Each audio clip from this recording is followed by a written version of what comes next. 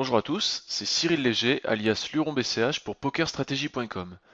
Aujourd'hui, nouvelle revue de session des membres de la communauté, en l'occurrence SoWeekLol. Donc pour cette vidéo, on sera en NL20 short-handed, donc limite un petit peu plus élevé que ce qu'on a eu l'occasion de voir récemment, mais globalement, la ligne directrice reste à peu près la même jusqu'à la NL25, NL30 qui sont considérés comme les micro-limites, et la ligne directrice est donc assez identique où on va essayer de jouer la plupart du temps, et j'allais dire presque exclusivement pour la value, étant donné qu'on va affronter beaucoup de joueurs récréatifs qui ne sont pas forcément très adeptes de stratégie, de technique, etc. et qui vont plutôt se concentrer sur leur carte et l'aspect chance du jeu. Donc à ce moment-là, quand on affronte ce genre d'adversaire, on va plutôt être enclin à jouer uniquement pour la valeur de nos mains et essayer de leur faire des grosses erreurs et de leur faire donc payer cher et des tirages hors cote, des secondes paires payées un petit peu loose, des top paires, etc. Donc notre objectif général, que ce soit voilà de la NL2 à la NL25, est à peu près le même, de se concentrer sur la value. Pour faire une petite parenthèse sur ce sujet, il faut, il faut bien vous dire que c'est pas parce que vous jouez à ces limites-là, que vous jouez uniquement pour la value, que vous n'apprenez pas à jouer au poker. J'ai euh, j'ai le sentiment par moment en discutant avec certains d'entre vous que vous vous dites que vous devriez tenter plus de moves, que vous devriez affronter des adversaires plus forts, vous mettre sur des tables peut-être un petit peu plus compliquées. Je suis clairement pas certain que ce soit une bonne idée et ça me semble pas forcément être la meilleure des approches parce qu'on apprend euh, on n'apprend pas plus en perdant. Si on a du recul sur son jeu, on est capable de voir si on a bien joué, si on n'a pas bien joué, et voilà, et si on a fait les choses correctement. Et autant apprendre en prenant le moins de risques possible. C'est le meilleur moyen de progresser et de pouvoir franchir les limites. Donc, profitez des situations, profitez des adversaires faibles, sélectionnez bien vos tables, jouez pour la value, et au fur et à mesure de votre cheminement, vous vous rendrez compte que vous jouez de mieux en mieux, que vous êtes capable de jouer des rois dames, que vous êtes capable de jouer des rois dames depuis les blindes, que vous êtes capable de surrelancer des rois valets, que vous êtes capable de temps en temps de sentir qu'il y a une petite porte pour un bluff, et ainsi de suite. Et vous progresserez petit à petit. Mais voilà, n'essayez pas de faire les choses trop vite, et mettez-vous voilà, dans de bonnes conditions pour jouer, pour continuer à prendre du plaisir, parce qu'on prend quand même d'autant plus de plaisir quand à l'arrivée on a réussi à générer un petit peu de gain. Donc voilà, c'était une petite parenthèse sur cet aspect-là du jeu. Ne vous mettez pas en difficulté pour rien, ça arrivera bien assez tôt et il y aura des mains bien compliquées à jouer suffisamment souvent pour ne pas profiter des situations qui sont relativement claires. Voilà pour ma petite parenthèse. Donc comme je l'ai dit tout à l'heure, on est en NL20 short-handed. Notre pseudo ici c'est paire d'as suité. Et on va donc commencer par cette main-là, main assortie au bouton 7-8 suité.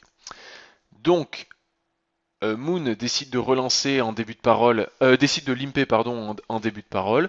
Donc ça ne nous surprend pas du tout compte tenu de son profil. On a décidé de l'isoler. Pourquoi pas? Si on est au début de notre cheminement, comme je le disais tout à l'heure, on va plutôt éviter d'isoler nos adversaires capables de suivre très facilement avec des mains marginales. Donc on va éviter d'avoir des petites cartes en main. On va plutôt essayer de relancer et d'isoler les joueurs avec des mains qui peuvent faire des top pairs, qui peuvent faire des bonnes hauteurs à l'abattage, ce qui nous permettra de gagner bien plus souvent ce genre de main. Néanmoins, avoir un petit peu d'agressivité, enfin avoir de l'agressivité dans son jeu en plus d'être en position, c'est plutôt une très bonne chose. Notre adversaire décide de checker. Fort logiquement, on décide de faire un continuation bet parce que notre adversaire qui est Calling Station va probablement passer assez souvent sur un tel flop. Il va probablement aussi coller de manière un petit peu loose de temps en temps et quand on touchera, on pourra lui prendre un coup très intéressant. Donc on a un C-bet qui s'apparente à la prise du pot directement et également à de la value.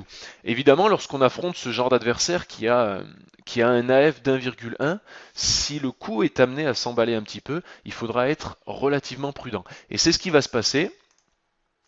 Notre adversaire va relancer assez cher. Il va clairement s'impliquer puisque là on voit qu'il a déjà mis un tiers de son tapis, ce qui du coup va l'amener à avoir une cote suffisante quasiment avec toutes les mains avec lesquelles il va faire ça. Et le flop étant relativement connecté, si notre adversaire nous check raise ici, c'est a priori pour aller à tapis. Avec des mains comme peut-être des trèfles supérieurs aux nôtres, peut-être une quinte, peut-être une double paire, peut-être un brelan, sait-on jamais, hein, une paire de 10 reste possible, éventuellement un tirage quinte, une paire plus tirage, peut-être des J10, des rois valets, des dames valets, etc.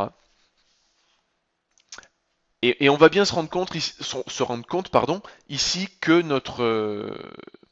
notre main n'est pas très forte, parce qu'en fait, certes on a un tirage couleur, mais c'est un petit tirage couleur, et face à la range de check raise de notre adversaire ici, qui manifestement est prêt à aller à tapis, hein, entre le fait de check raise sur un tel flop et le fait de check raise aussi cher sur un tel flop, ça veut dire que, voilà, comme je viens d'expliquer, il a une range de main avec laquelle il est a priori prêt à partir à tapis, qui peut effectivement contenir des mains un petit peu intermédiaires, comme peut-être uniquement un valet, comme peut-être un tirage couleur malheureusement supérieur au nôtre.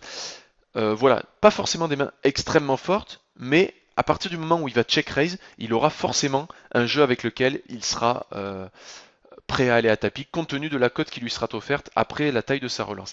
Et l'autre point négatif, l'autre point qui doit nous alerter un petit peu, c'est son AF.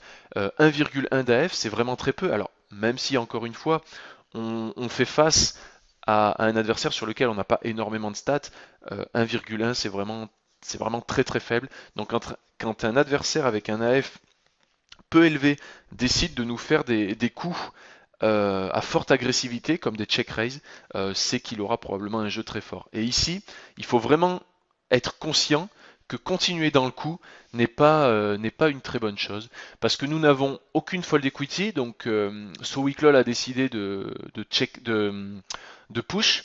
Ça me semble clairement pas être une très bonne option, c'est un petit peu c'est carrément même surjouer notre main, parce que compte tenu de la cote qui va être offerte à notre adversaire et compte tenu de sa ligne de conduite, enfin de sa ligne de mise et de son AF, il n'y a aucune chance que notre adversaire ne paye pas notre tapis.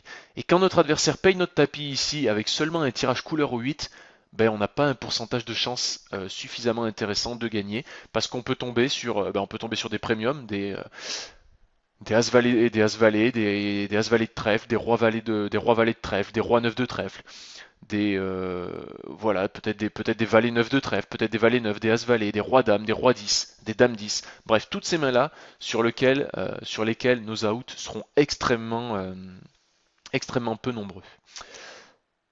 Voilà, et notre adversaire nous paye. Logiquement, on perd. Et si j'ai sélectionné cette main-là, il y en aura encore 2-3 autres dans la vidéo qui seront un petit peu de ce même style. C'est vraiment pour que vous ayez bien conscience des probabilités et de, et de l'étude de la range adverse. Il faut vraiment insister là-dessus. La force relative de notre main, c'est ça qui compte. On a un tirage. On me demande souvent comment on joue les tirages. Il n'y a pas une réponse. Et pour refaire une petite parenthèse, il n'y aura jamais une réponse précise à une question précise. C'est aussi ça la beauté du jeu. Il y a il y a des bases évidemment, mais à côté de ça, il y a l'adaptabilité, et donc l'étude de la range. Et en fonction de ce qu'on va estimer de l'adversaire, on va choisir le coup qui nous semble le plus intéressant. Et ici, si notre adversaire était un joueur extrêmement agressif, capable de check raise en bluff très souvent, ou de check raise avec des mains extrêmement marginales, à ce moment-là, on aurait eu raison de push à nouveau, parce que, enfin, ou en tout cas, on aurait pu avoir raison de push à nouveau parce que on a une équité relativement intéressante, en plus d'avoir de la fold equity. Et ici, c'est pas le cas. Face à un tel adversaire, on n'a aucune fold equity et notre équité n'est clairement pas suffisante. Et ça s'appelle surjouer notre main. Et quand on surjoue notre main, ben on fait face à certains désagréments. Alors, notre adversaire décide de relancer au cut-off. Joueur semble-t-il assez solide. On décide de sur-relancer. Pourquoi pas? Voilà, ça me choque pas. On peut évidemment passer aussi. Toutes les options sont possibles. Après, tant qu'on est agressif, on a toujours une petite porte de sortie. Donc c'est jamais une mauvaise chose tant qu'on a de la fold equity, tant qu'on sait à peu près que on sera capable de faire des choses cohérentes. Alors, notre adversaire suit, le flop est extrêmement sec, on décide de faire un continuation bet de la moitié du pot. Jusque-là, aucun pépin. Notre adversaire peut avoir suivi avec des mains relativement marginales, enfin solides mais relativement marginales. On a de la fold equity sur les mains supérieures à la nôtre, comme des as-valet, peut-être des as-dames, des rois-dames, roi-dame suité, roi-valet suité, etc. On a probablement pas mal de fold equity sur, euh, sur pas mal de ces mains. On a peut-être aussi de la fold equity sur quelques mains comme des pocket pairs, paire de 2, paire de 4, paire de 6, paire de 7 peut-être. Et même s'il venait à payer, on a encore quelques cartes qui pourraient nous intéresser à la turn. N'importe quel carreau nous permettra de faire un second barrel. N'importe quelle carte qui nous offrirait un gutshot nous permettra aussi de faire un second barrel et de prendre le coup assez souvent. Donc l'agressivité qu'on a mise pré-flop, on la continue au flop sans investir trop. Un bet d'un demi-pot d'avoir la fold equity qui est nécessaire. Si jamais notre adversaire continue dans le coup, ce qui va se passer, donc je vais avancer. Il faudra bien étudier la carte qui va tomber. Et pour continuer dans les précisions, au moment où on décide de faire notre continuation bet, il faut essayer d'anticiper un petit peu en se disant, si jamais je suis relancé, qu'est-ce que je fais? Si jamais il colle, qu'est-ce que je fais à la turn? Donc si jamais je suis relancé, bon bah là évidemment, avec hauteur 10, on va abandonner. Mais s'il colle, qu'est-ce que je fais à la turn? Qu'est-ce que je fais sur quelle carte? Et comment je vais me débrouiller dans ce coup-là? Alors en fait, je me suis un petit peu trahi au moment du flop en disant qu'on allait faire un c-bet et que s'il nous collait, on avait pas mal de cartes qui nous permettraient de faire un second barrel. Et c'est comme ça qu'on doit raisonner. On doit se dire, si jamais il me colle, sur quelle carte j'abandonne? S'il sort un 2 de pique, c'est probablement pas une très bonne carte pour faire un second barrel. S'il sort un 4 de trèfle, c'est la même chose. Il n'y a aucune raison qu'il fold. S'il a collé le flop, il va pas folder sur un 2 de pique ou sur un 4 de trèfle. Donc évidemment, ce ne seront pas des cartes qu'on va 2 barrel. Par contre, un 8 par exemple, une dame, éventuellement un roi qui nous offrirait un gutshot, un as qui nous donnerait aussi pas mal de crédit puisqu'il y aura plus de KX ou de ASX dans notre range que dans la sienne, et évidemment les très bonnes cartes, le 8 de carreau, la dame de carreau, le roi de carreau, qui nous offrent et un tirage couleur, et ici en l'occurrence un gutshot, sont des cartes excellentes pour faire un second barrel. Donc, encore une fois, pas de souci ici, puisque SoWeekLol a décidé de faire un second barrel. La moitié du pot est largement suffisant parce que si on était en value, avec un pot de 17 euros et un stack effectif de 13,40 €, on avait une mise tout à fait légitime en rivière en value. À la rivière en value, pardon. Et là, SoWeekLol a décidé de mettre une troisième cartouche. Donc déjà le sizing n'est pas terrible, hein, je le dis souvent parce que j'ai l'impression que beaucoup d'entre vous manquent un petit peu d'observation. C'est important de savoir pour combien on joue, c'est important de savoir contre qui on joue, c'est important de savoir ce qui peut se produire. Donc faites attention à la taille des tapis et au profil de votre adversaire. Tout ce qui est observation permettra de mieux s'adapter évidemment. Donc ici, si on décide de miser, on va faire tapis. On va pas mettre 12,60, on va pas mettre 13,44, on va mettre à tapis comme on le ferait de manière standard. Après, comme tout à l'heure, au moment de la turn, on aurait dû se poser la question sur quelle carte je vais envoyer, sur quelle carte je vais pas envoyer. Bah, manifestement, si mon adversaire a collé pré-flop, s'il a collé au flop et s'il a collé à la turn, c'est probable, sachant qu'il n'y a pas de tirage, c'est probablement pas pour abandonner à la rivière. Donc, Ici, le 3 barrels est probablement pas une très très bonne option. On ne représente pas enfin, extrêmement forte, mais surtout, notre adversaire ne laisse à aucun moment supposer qu'il est capable de passer. Le flop était très sec, donc on a enlevé toutes les mains un petit peu marginales sur notre c-bet, et il a collé. Et le roi est arrivé, carte excellente pour nous, il a quand même encore collé, et là pour une mise des deux tiers du pot, bah, il va probablement pas passer sur un 7. Ici, et comme je l'ai dit un petit peu en préambule, on va plutôt généralement jouer son tapis lorsqu'on sera en value. Ici notre adversaire a suivi, il avait As-Roi, donc une main jouée de manière un petit peu surprenante évidemment, pas forcément extrêmement bien joué de sa part, mais on s'en fout. Ce qui compte, c'est ce que nous on fait, évidemment. Donc que l'adversaire joue bien ou non, c'est plutôt dans notre intérêt d'ailleurs qu'il joue mal, d'essayer de le faire mal jouer, mais il faut pas de notre côté faire aussi des bêtises. Et effectivement, il aurait probablement dû passer son As-Roi au flop,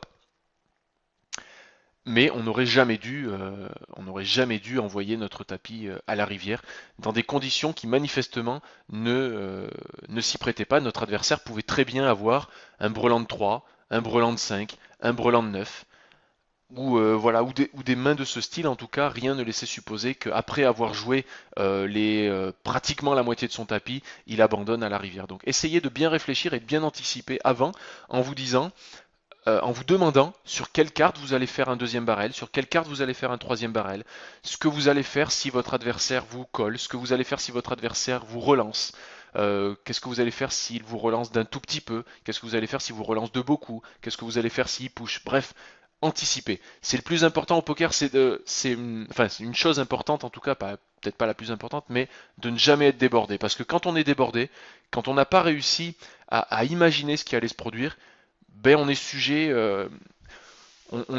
à la bêtise, on est sujet à l'émotion, on est sujet voilà, à être un petit peu débordé.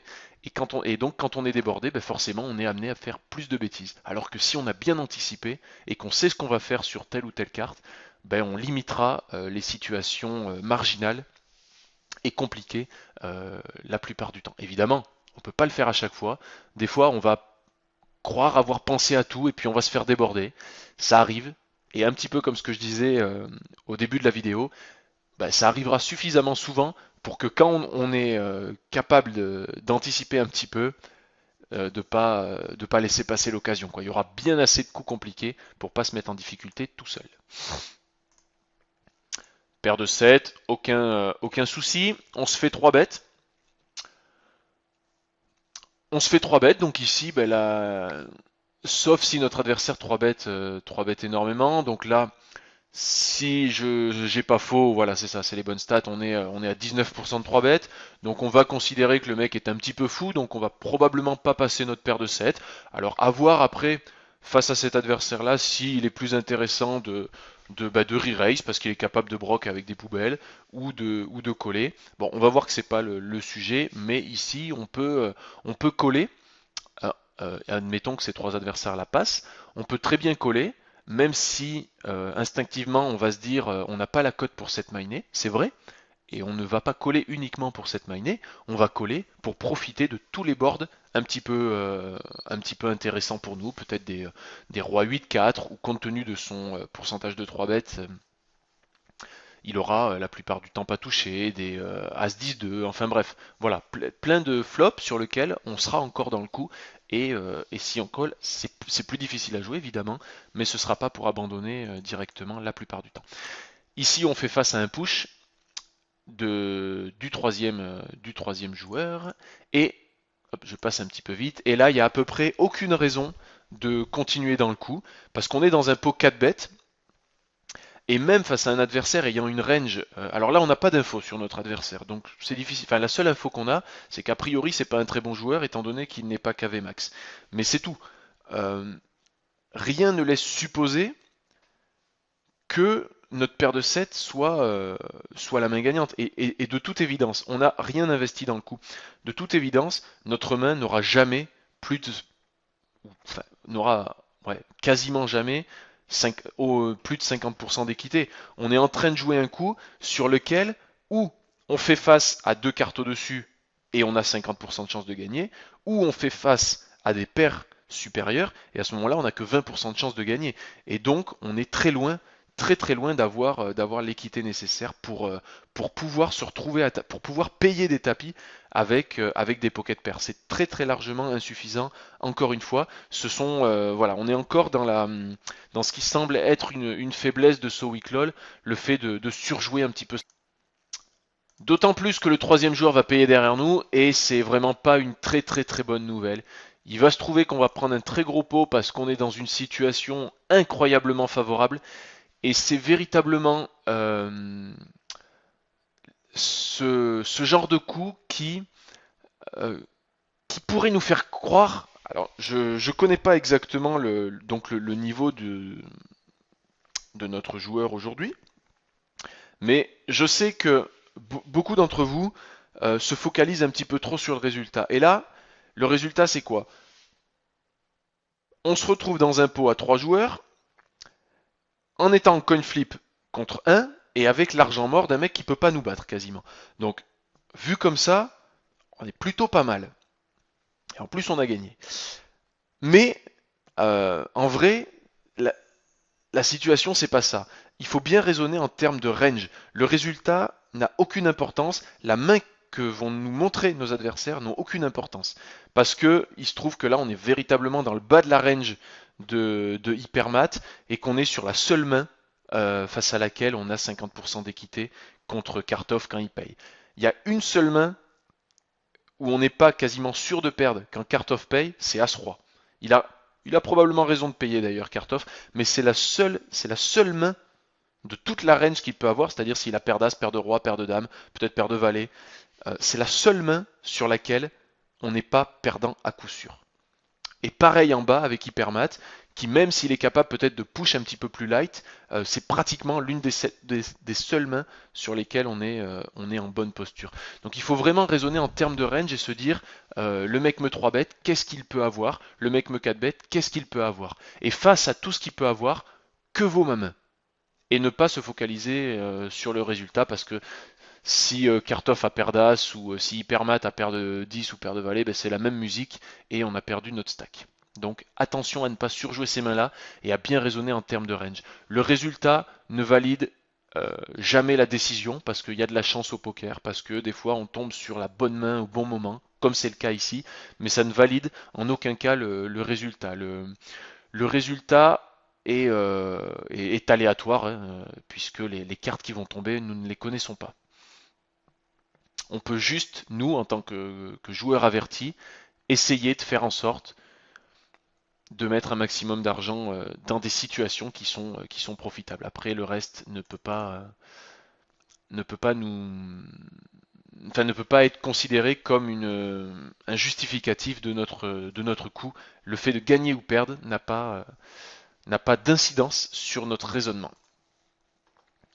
Alors, on a un joueur en début de parole qui semble très très loose, qui relance à 60 centimes, suivi ici par un joueur qui ne semble pas non plus montrer énormément de force. Ici, je pense qu'avec paire de valet, on a un squeeze pour value tout à fait standard. On a un joueur. Alors, quels sont les éléments qui vont nous permettre de faire des squeezes profitables? Bah, la plupart du temps, c'est d'avoir un joueur loose, enfin loose agressif en, en relanceur initial et un mec qui colle qui est capable de folder relativement souvent. Donc ça c'est les situations idéales quand on a une situation de squeeze. Mais ici en plus on a une main hyper forte.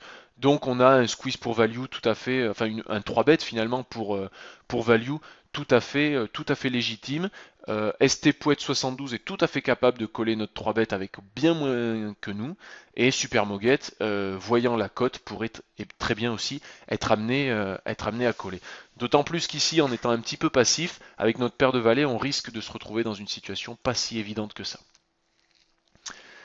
Moi du 37-37 décide de donc bet à 40 centimes. Probablement que ça ne montre pas beaucoup de force. Il va donc bet assez peu de mains probablement dans cette situation, enfin assez peu de mains solides. Le relanceur initial décide de relancer. Alors là, pour le coup, ça montre déjà un petit peu de force. Parce que si moi du 37-37 avait checké et que ST Poète avait fait un c-bet, ça nous aurait semblé relativement logique. Néanmoins, le fait de faire un c-bet dans 4 joueurs montre quand même beaucoup de force. Il a probablement pas As-5 ou il a probablement pas quelque chose comme Roi-Valet. Donc il a probablement déjà une main forte. Et le fait que cet adversaire-là ait fait un donk bet dans 4 joueurs et que lui l'ait quand même relancé montre quand même une certaine force. Alors de là à dire qu'on n'a pas la main gagnante, peut-être pas, mais il faut déjà être relativement méfiant. Super Moguette décide de coller. Plutôt pas une bonne nouvelle compte tenu de son profil. On décide de coller. La cote semble bonne, on a peut-être la main gagnante, parce que peut-être que finalement Pouet a profité de cette mise un petit peu faiblarde pour essayer d'acheter le pot. Peut-être que Super Moguette colle avec des dames valets, des valets 10, des 6 et 7 suités. La cote est très intéressante. La cote est très intéressante, hein, on a besoin de 21% d'équité et on a quelques outs qui pourraient nous aider, comme un 10 par exemple et évidemment un valet. Donc on a un call assez standard. Tout le monde colle, arrive un 7 et moi du 37-37 décide de miser à nouveau. ST Poète colle et Super Moguette relance. Là, il y a un moment où il faut vraiment se poser et se dire que vaut ma main dans cette situation-là. On a une overpair. Une overpair, c'est bien. En général, c'est plutôt pas mal. Mais il faut vraiment considérer la situation. Et dans cette situation-là, overpair, une simple overpair finalement, ça vaut probablement pas grand-chose. Il est évident que quand on a une paire d'as sur un flop 8-6-3, on est plutôt pas mal. Si on a une paire d'as sur 9-10 valet de cœur et qu'on a les as noirs, bah, notre paire d'as tout de suite, elle semble beaucoup moins jolie. Et bien finalement, c'est un petit peu ce qui se passe ici. Notre paire de valets, qui est une overpair, qui sur pas mal de flops serait intéressante, là ici elle perd de sa valeur. Elle perd de sa valeur pourquoi? Parce qu'on est 4 dans le coup. Plus il y a de joueurs dans le coup, plus la probabilité qu'une simple paire soit gagnante diminue. Parce que au flop, on a un bet, un raise, un call. Que tout le monde reste dans le coup, qu'on a encore un bet et qu'on a encore un mec qui raise. Les raises à la turn sont très souvent synonymes de nuts. Des raises à la turn dans des pots à 4 joueurs avec déjà une relance préflop qui a été suivie sont quasiment exclusivement des jeux extrêmement forts. Et ici, notre paire de valets n'a finalement que très peu de valeur. On fait probablement face à un full, des 9, des 7, peut-être un carré, un 8, une quinte. Mais à peu près, voilà, c'est à peu près tout. On a besoin de 20% d'équité, on n'a clairement pas les outs pour aller chercher ces mains-là. Probablement que seul un valet nous fait gagner, donc c'est évidemment bien insuffisant. Et ici, nous devrions passer, compte tenu de la range que nous pouvons établir, d'autant plus que c'est un joueur serré. Sa range se compose probablement essentiellement de quelque chose comme 8 et 9, As-8, paire de 9, paire de 7. Éventuellement 8-7 suité aussi, peut-être quelques roi 8 suité ou ce genre de main. Mais probablement pas des mains en dessous, peut-être un valet 10 suité à la rigueur aussi. Mais c'est à peu près tout. Donc sa range étant extrêmement forte, notre paire de valets doit être passée, bien évidemment. Le raisonnement est identique, on est clairement en train de surjouer, on ne bat rien. Faut bien avoir conscience qu'on ne bat absolument rien ici, donc Sowiklol, attention, tu surjoues extrêmement souvent tes mains. Euh, voilà, je sais que c'était pas forcément une période où tu jouais de manière extrêmement solide. Tu m'avais d'ailleurs fait la remarque. Cependant, il se dégage quand même de manière générale dans tes coups. Et si je me suis permis de le remarquer, c'est parce que on peut voir la date en haut. 16 décembre et ça se produit aussi cette façon de jouer un petit peu trop agressif, cette façon de surjouer un petit peu ses mains se manifeste pas que sur 5-6 jours mais voilà il y a plusieurs mains sur une période relativement enfin pas étendue puisque c'était que les mains du mois mais voilà, sur une certaine période, on a quand même une tendance à surjouer un petit peu élevée et notre adversaire avait évidemment un 8.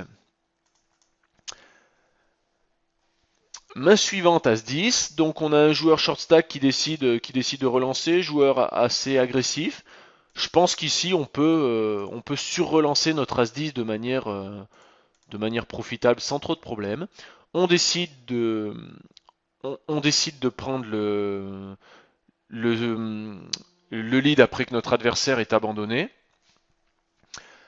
après que notre adversaire est checké, pardon, donc fort logiquement, notre adversaire ne fait pas de ses bêtes, on a, on a une main très forte avec un tirage couleur et une overcard, donc on est plutôt pas mal. On décide donc de prendre le lead. Aucun souci là-dessus, et notre adversaire fait tapis. Alors, quelle est la question? Hop, notre adversaire va abandonner. Quelle est la question à se poser ici? Ben, c'est tout simplement une question de cote, tout simplement. Est-ce qu'on a l'équité suffisante pour coller profitablement? Encore une fois, il ne faut pas se dire j'ai un super tirage, si je touche, je lui prends son tapis ou quoi que ce soit. Il faut réfléchir de manière mathématique. Les maths sont quelque chose de très très très important au poker, parce que c'est ça finalement, je parlais tout à l'heure qu'on ne devait pas être influencé par le résultat, mais ce qui compte c'est ça, c'est le résultat mathématique. Et les maths vont décider si oui ou non on a eu raison de jouer ou pas. Alors là, on voit qu'on a besoin de 44% d'équité. Et face à un adversaire qui a un AF relativement faible, qui semble être plutôt un adversaire calling station, et qui fait tapis dans 3 joueurs, on peut être sûr qu'il n'est pas en bluff. Donc on doit essayer de réfléchir à quelle est la range de notre adversaire dans cette situation-là. Donc on va regarder ça sur Equilab et vérifier si on a oui ou non nos 44% d'équité. Donc voici la range que j'ai mis à mon adversaire. Alors vous pouvez être d'accord ou pas d'accord. Je vous invite d'ailleurs à discuter de cette range-là. Compte tenu de son profil, compte tenu du fait que nous soyons 3 dans le coup, on va probablement, voilà, de son profil donc peu agressif, on va évidemment exclure les bluffs. Donc avec quel genre de main pourrait-il faire tapis, sachant qu'évidemment, enfin sachant qu'on peut supposer qu'avec paire d'as, paire de roi ou paire de dame, il aurait surrelancé, sachant que des Q6 et des Q3 ou des 6 et 3, donc des doubles paires, sont relativement peu probables compte tenu de la faiblesse des cartes, on va se retrouver avec, des mains donc de value assez peu nombreuses finalement. Donc paire de 6, paire de 3 qui font brelan, c'est probable qu'il joue comme ça. Dame valet suité à trèfle, probablement aussi. Et As-Dame, assorti ou non, Roi-Dame, assorti ou non. Voilà mon estimation de la range adverse, compte tenu que notre adversaire fait tapis quand même dans 3 joueurs. J'imagine qu'il aura assez peu souvent des mains moins fortes. Alors, est-ce qu'il peut jouer agressivement des tirages faibles? Ça semble pas se dégager de son profil. Si évidemment notre adversaire est capable de jouer des J9 suités, des 7-8 suités, des 4 et 5 suités, s'il les colle pré-flop, à ce moment-là, effectivement, notre main aura un petit peu plus de valeur. Ah, pardon. Mais ici, voilà, on constate que face à cette range, notre équité est à peu près de 37%. Et 37%, bah, c'est moins que 44%. Et du coup, on ne trouve pas un call. Donc je trouve encore une fois qu'on est un petit peu optimiste dans ces situations-là et qu'on devrait vraiment essayer de raisonner en termes de range et de se poser la question si oui ou non, avant de coller de manière un petit peu trop automatique, si notre main a de la valeur. Alors évidemment, je ne vais pas le faire, mais si on rajoute voilà, des tirages couleurs, comme je viens de le dire, évidemment notre As-10 suité étant un tirage au-dessus, va prendre une toute autre allure. Mais ici, face à une range de value relativement standard, me semble-t-il, on n'est pas forcément en très très très bonne posture. Et on a un petit peu de réussite, mais encore une fois, ça ne doit pas valider le coup, bien au contraire. Ici, même si on a gagné l'argent, même si on a gagné le coup, pardon, on a perdu de l'argent, parce que ce qui compte, c'est le long terme, et ici, on était probablement un petit peu juste. Main suivante, paire de 5, on décide de relancer UTG, aucun souci là-dessus. Notre adversaire nous relance du minimum. Alors il est short stack, donc on n'a pas forcément la cote pour cette miner. Néanmoins, avec un joueur qui joue 37-2 ici et qui est KV et qui est bien KV également, on a la cote implicite face à cet adversaire-là, donc on a un call tout à fait légitime. Le flop arrive J6-5, donc on touche notre brelan et SoWeekLol a décidé de faire un donk bet. Donc ça me semble plutôt une très bonne idée. afin d'essayer de prendre de la value contre nos adversaires qui pourraient avoir des valets, qui pourraient avoir des trèfles, qui pourraient avoir plein de peut-être des 7 et 8, ce genre de mains. Donc pas mal de mains sur lesquelles on a la possibilité de prendre de la value, d'autant plus compte tenu de leur profil. J'aime bien la mise de 4,50 parce qu'elle nous permet de garder l'initiative tout en évitant que allez vas-y relance et bloque les enchères en fait, parce que si on met 3 euros ici, ce qui serait une mise a priori plus standard, on va se retrouver peut-être à un call de Huge 57 pardon, et si allez vas-y fait tapis, on peut pas rejouer derrière, donc on va se retrouver finalement sans le bénéfice de l'agression et ce sera pas forcément ce qu'on souhaite à la turn. Donc ici j'aime bien cette mise qui met allez vas-y à tapis et qui nous permet, si jamais ça se goupille bien, de pouvoir continuer à tirer de la value sur notre adversaire.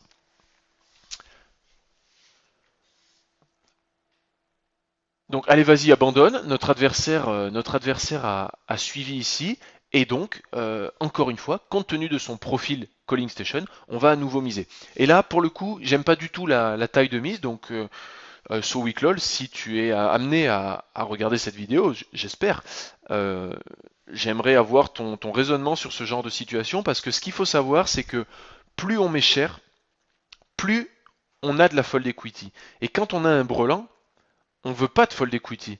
Même ici, si une quinte est possible, de toute façon, si une quinte est possible, c'est trop tard, quoi. On ira à tapis.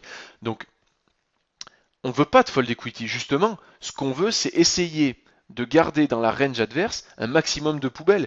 Je veux qu'ici, mon adversaire, il se sente fort avec son tirage trèfle. Je veux qu'il se sente fort éventuellement avec un 7. Je veux qu'il se sente fort avec un valet. Je veux qu'il se sente fort avec une double paire. Je veux surtout pas créer une fold equity qui lui ferait passer un tirage couleur, qui lui ferait passer un tirage quinte par exemple.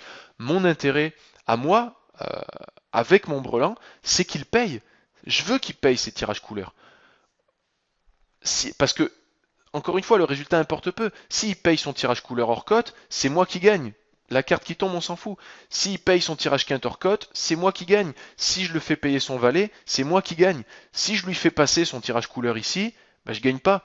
Même si je gagne le coup, je gagne pas d'argent. Si je lui fais passer son valet ou sa double paire parce que j'ai misé trop fort, bah là pour le coup j'ai même carrément perdu de l'argent. Donc ici, je vais miser relativement petit, autour de la moitié du pot, 6,50, 6,50, 7, histoire de soutirer de la value à un maximum de mains sans pour autant éliminer la possibilité d'être à tapis à la rivière et donc de pouvoir push à nouveau en value à la rivière. Il se trouve qu'ici, notre adversaire va payer son tirage couleur, mais c'est une grosse erreur de sa part. Payer un tirage couleur avec à 2 fois le pot, c'est vraiment un petit peu n'importe quoi. Et vraiment, s'il avait fait preuve d'un petit peu de jugeote, on aurait fait passer un tirage couleur alors qu'il avait la possibilité soit de coller, soit éventuellement lui-même de faire tapis, estimant avoir un petit peu de fold equity. Notre objectif quand on joue, et ça c'est peut-être quelque chose sur lequel j'insiste pas assez, quelque chose qui ne vous est pas instinctif, c'est vraiment de vous dire que votre objectif c'est de prendre un maximum d'argent et d'essayer de faire en sorte donc d'avoir dans la range adverse le plus de mains pourries possible. Mon objectif, c'est pas d'aller à tapis contre un adversaire qui a aussi un gros jeu, parce que de toute manière, peu importe comment je vais jouer, quand il y a gros jeu contre gros jeu, ça va à tapis. Mon objectif, c'est d'essayer de prendre de l'argent à mon adversaire quand il a rien, quand il a des jeux intermédiaires, quand il a des jeux faibles. C'est là que ça se joue. Quand tout le monde a un jeu fort, ben, ça fait partie du jeu, ça va à tapis. Euh, Peu importe comment on va jouer, mais quand le mec a un jeu faible, ben, on doit faire en sorte qu'avec son jeu faible, il soit encore en course. Et ici, en mettant aussi cher, ben, avec son jeu faible, notre adversaire ne sera pas en course suffisamment souvent. Alors, main suivante, 3 et 4 de trèfle. Donc on décide de relancer. Pourquoi pas? Pourquoi pas? Les adversaires sont pas forcément très agressifs, sont pas forcément très loose, pas forcément très agressifs non plus, donc pourquoi pas? On se fait sur-relancer par un joueur de petite blinde qui sur-relance à peine 5% du temps sur 1400 mains. Donc même si on jette un petit coup d'œil depuis la position, on voit que de Big Blind, c'est pas tellement plus, il relance que 6% du temps de petite blind. Donc peu importe qu'on soit un petit peu frustré, qu'on soit un petit peu, voilà, qu'on se laisse un petit peu amener à suivre trop nos émotions, il faut vraiment quand même s'en tenir à ce qu'on a comme information et à ce qu'on voit. Et on a le droit d'abandonner. Alors ici, notre adversaire, notre joueur décide de 4 bêtes. Alors si j'ai sélectionné cette main-là, c'est pas pour, enfin c'est pas pour critiquer, hein, c'est pas pour mettre en exergue des grosses erreurs. C'est pour dire un petit peu que finalement il y a plein de choses à corriger rien que sur cette main-là, et elle me permet de fournir pas mal de concepts intéressants. Et donc d'éléments qui pourraient vous aider. C'est pour ça que j'ai sélectionné cette main-là. Donc premièrement, le raise est peut-être un peu loose. Deuxièmement, quand un mec qui a 5-6% de 3 bêtes et qui semble très solide nous 3 bêtes, on va généralement pas s'entêter. Surtout qu'ici, la profondeur des tapis est très insuffisante pour pouvoir jouer profitablement des mains aussi marginales. Donc, pas de cote implicite, enfin pas une cote implicite suffisamment intéressante, un adversaire solide, on va généralement abandonner. On décide de 4 bêtes. Admettons que finalement la situation de 4 bêtes est OK. On décide de 4 bêtes. Encore une fois, on fait encore une bêtise parce que le sizing n'est pas bon. Le sizing est bien trop élevé. Ici on a mis plus d'un tiers de notre tapis. Enfin, on a mis un tiers de notre tapis. Lorsqu'on va relancer, surrelancer, etc., on va essayer de faire en sorte de créer un effet de levier. Encore une fois, si on a une main forte, d'essayer de donner la possibilité à notre adversaire de faire des bêtises et de rester dans le jeu avec des mains faibles. C'est un petit peu le même concept que j'ai expliqué dans la vidéo précédente et encore une fois au début de celle-ci, c'est que notre objectif, lorsqu'on joue de manière cohérente, c'est d'essayer de garder en face des mains un petit peu pourries. Et du coup, quand on 4 bêtes, on va pas 4 bêtes à 3 fois, à 3 fois et demi, parce que ça implique trop notre tapis. Ici, un 4 bêtes standard se situerait probablement autour des 5 euros, 4,80, 5 euros, parce que de toute manière, si on veut de la fold equity, en mettant 4,80, 4,85, la fold equity, on l'a. Le mec, il va pas venir coller 5 euros hors de position avec des mains pourries, quoi. Donc si on a besoin de fold equity, on l'a. Et par contre, si ça s'emballe, ben on économise un petit peu d'argent. Et quand on relance, et afin de ne pas non plus être trop lisible, si on fait un sizing tout le temps à 6,70 par exemple, ben en fait on va pas donner assez d'effet de levier à notre adversaire, parce que quand on met 6,70, ben on va tout le temps avoir, on aura besoin de 33% d'équité, étant donné qu'on a mis un tiers de notre tapis, et du coup on va se retrouver, enfin notre adversaire va penser que même si on a un as, il va coller, enfin même notre adversaire va penser qu'on va coller quoi qu'il arrive son push, étant donné qu'on aura les 33% nécessaires qu'on a lorsqu'on a un as. Donc ça veut dire qu'il va penser que notre range de call est très large. Et du coup, ça va réduire sa range de push. Ce qu'on veut pas, lorsqu'on 4 bet la plupart du temps, on veut que sa range de push soit la plus large possible. Donc en fait ici il y a une erreur de sizing qui ne nous crée pas de plus de fold equity, parce que si notre adversaire ne doit pas jouer, il ne va pas jouer, compte tenu des montants euh, déjà impliqués, et surtout elle nous permet elle nous fait perdre plus d'argent lorsqu'on est amené à passer. Notre adversaire fait tapis, et on a besoin de 34% d'équité. Et c'est finalement ce que je disais tout à l'heure, dans cette situation, ben on va trouver un call très souvent, mais on va pas le trouver avec 3 et 4. Donc même en tilt, même avec la sensation de vouloir récupérer de l'argent, même en se disant bon c'est 2 cartes contre 2 cartes, j'ai peut-être 40%. Non, c'est pas 2 cartes contre 2 cartes. Enfin si, c'est 2 cartes contre 2 cartes, mais des fois les mecs en face il a 2 cartes pareilles quoi. Et 3-4 face à 2 cartes pareilles, ça sent pas super bon. Donc voilà, les 34% on les a pas, donc ici on doit trouver un fold. Main suivante, As-Roi. J'insiste un petit peu sur l'aspect mathématique du jeu. C'est basique, hein, encore une fois, il n'y a rien d'exceptionnel et vous vous dites oui, moi j'aurais pas fait ça, etc. Peut-être. Mais ce que je veux vous montrer, c'est que derrière des choses qui vous semblent parfois instinctives ou non, il y a quand même un raisonnement mathématique et un point d'appui mathématique sur lequel il ne faut pas varier, parce que c'est ça, le vrai résultat, c'est ça. C'est est-ce que j'ai raison, est-ce que j'ai pas raison par rapport aux maths. Après les cartes,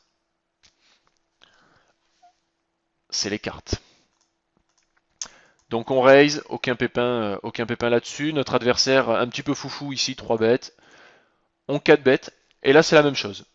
C'est la même chose, j'ai encore pris cette main pour les mêmes raisons, c'est que c'est exactement le même principe. On doit, sachant que quoi qu'il arrive, on va aller à tapis, il est évident qu'avec notre As-Roi, et vu le phénomène, 67, 51, 21 et quasiment 4 d'AF, on va pas abandonner. Même sur un petit flop, on va pas folder quoi.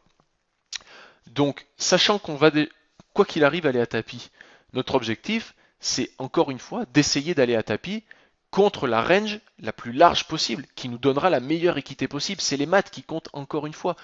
On veut, euh, on a 20 euros, on a 23 euros. On veut que, donc le tapis, le pot final, si ça va à tapis, fera 46 euros. Mais ces 46 euros là, théoriquement, ils sont pas tous à nous parce qu'on n'a jamais 100% de chance de gagner. Et on veut essayer de gratter un maximum de ces 46 euros théoriques. D'accord? Vous voyez à peu près ce que je veux dire, ce qui compte c'est la théorie. Si on part sur un 70-30, on a 4 x 7, 28, on a 33 euros qui sont dans notre poche. Si on arrive à partir avec 75%, ben on passe à 36 euros. Si on arrive à partir avec 80%, ben on passe à 40 euros, etc. Notre objectif c'est d'essayer de gratter de la valeur théorique. Et pour gratter de la valeur théorique, il faut que le mec en face il loosifie un petit peu sa range. Et pour qu'il loosifie sa range, il ne faut pas qu'on montre à quel point on est prêt à aller à tapis. Et là, en mettant un tiers de notre stack, encore une fois, on annonce à notre adversaire qu'on est prêt à aller à tapis. Et c'est pas ce qu'on veut. On veut que notre adversaire pense qu'il a de la fold equity. On veut lui faire des bêtises. On veut le faire coller light et on veut qu'il push light.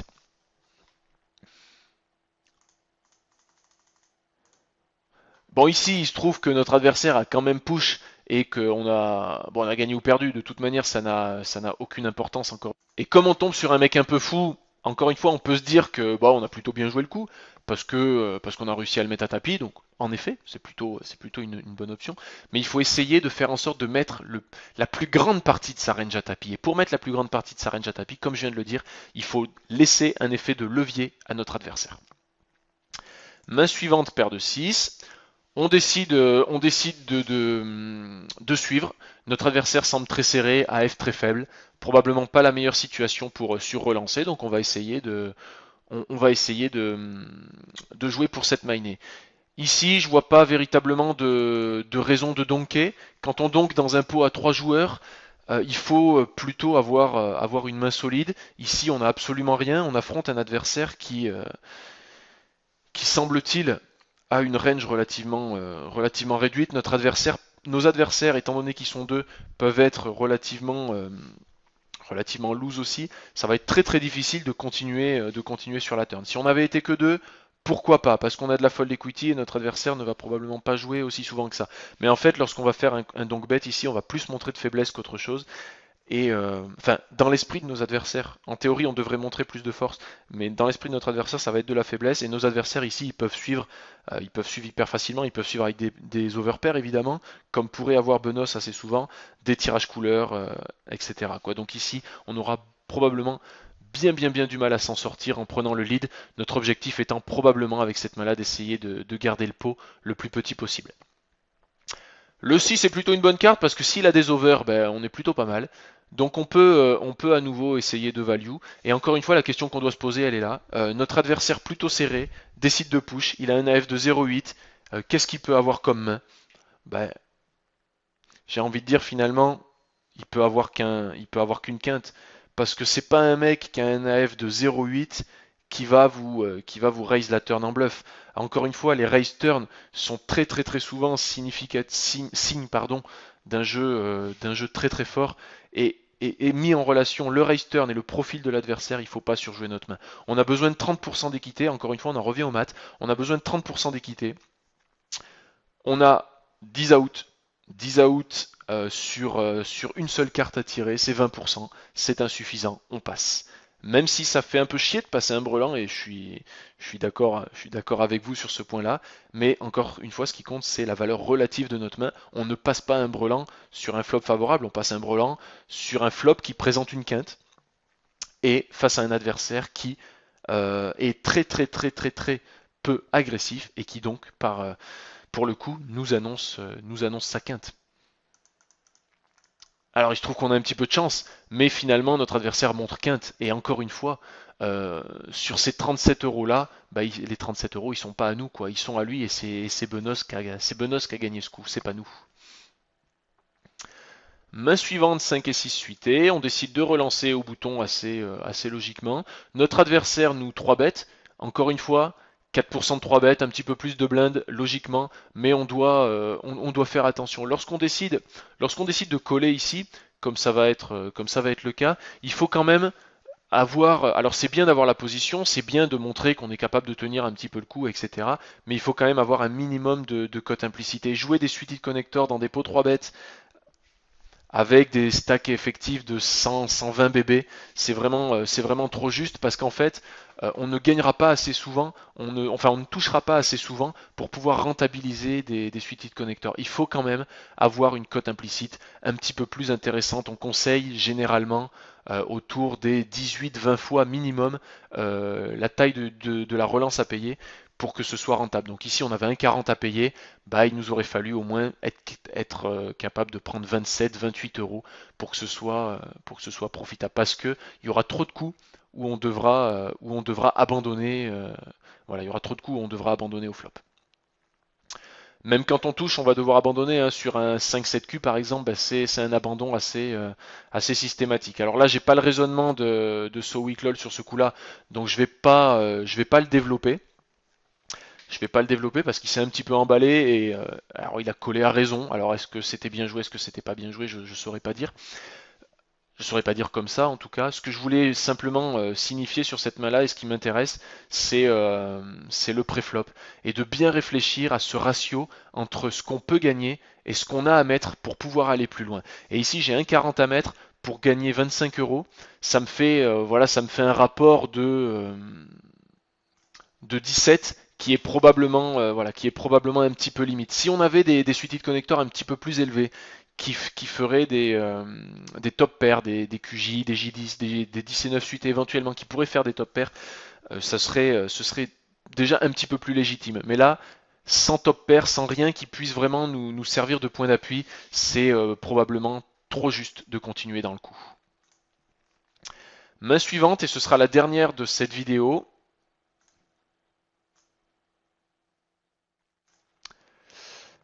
Une main encore une fois sur voilà, sur le principe du fait que ce soit encore une fois un petit peu surjoué. Notre adversaire ici, qu'on ne connaît pas, décide de push ses 30 blindes. Est-ce qu'on a raison de coller ici avec notre as-valet? J'en suis pas convaincu. Et en tout cas, ce qui est certain, c'est qu'on n'a pas raison de faire tapis. Pourquoi on n'a pas raison de faire tapis? Parce qu'en fait, alors, call ou pas call, personnellement, je ne m'aventurerai pas à coller sans info sur mon adversaire. Parce que je vais d'abord considérer que mon As-Valet, face à une range de push relativement standard à 30 bb, n'a pas la valeur suffisante. Hein. Il faut évidemment être favori pour coller profitablement un tapis quand on n'a pas mis d'argent. J'estimerai que mon As-Valet n'est pas suffisant parce que bah, la plupart du temps, où je vais faire face à une pocket pair inférieure à moi, à ce moment-là, je suis en 50-50, ou je vais faire face à As-Damas Roi et je suis qu'à 30%, ou je vais faire face à paire d'As, paire de Roi, paire de Dame et je suis à nouveau aussi autour des 30%. Donc ce sera, j'aurai à aucun moment l'équité nécessaire pour coller, donc je vais passer. Mais ici c'est pire. On décide de faire tapis, j'imagine dans le but d'isoler le joueur, mais de toute manière, Envy ici ou Envy plutôt, il va pas call 30 blindes, il va pas call 30 blindes avec enfin, avec un, je sais pas trop ce qu'on peut imaginer dans cette situation-là, mais il va pas call 30 blindes en carnaval et nous bluffer derrière, quoi. Donc ici, en faisant 21 euros, qu'est-ce qui se passe? Ben, ou Envie, il a rien, et de toute manière, il aurait passé pour 6 euros, ou il a le plomb, et au lieu de rien perdre, ou au lieu de perdre 6 euros, ben on perd tout de suite 21 euros. Il faut vraiment faire attention quand il reste des joueurs à parler après, de ne pas s'isoler contre des mains supérieures à la nôtre. Ici, on se rend bien compte que 6 euros, c'est un montant quand même conséquent. Si on paye 6 euros, ben Envie ne va pas s'aventurer. Et, euh, et voilà, et quand on met 21 euros, ben on se retrouve finalement pour gagner presque rien, pour gagner à peine 6 euros, on se retrouve à mettre 22 euros en jeu contre un adversaire qui, s'il colle, ben on n'a aucune chance de gagner. Et voilà, et ça a évidemment été le cas. Donc attention à ça. Donc pour résumer un petit peu, sur Wickloll, je pense que tu ne fais pas assez attention à l'aspect mathématique. Tu surjoues beaucoup trop tes mains. Tu ne raisonnes pas assez en termes de range et en termes d'équité. Et c'est vraiment un point sur lequel je pense que tu devrais insister. Comme vous, si vous n'êtes pas encore assez à l'aise avec ces situations.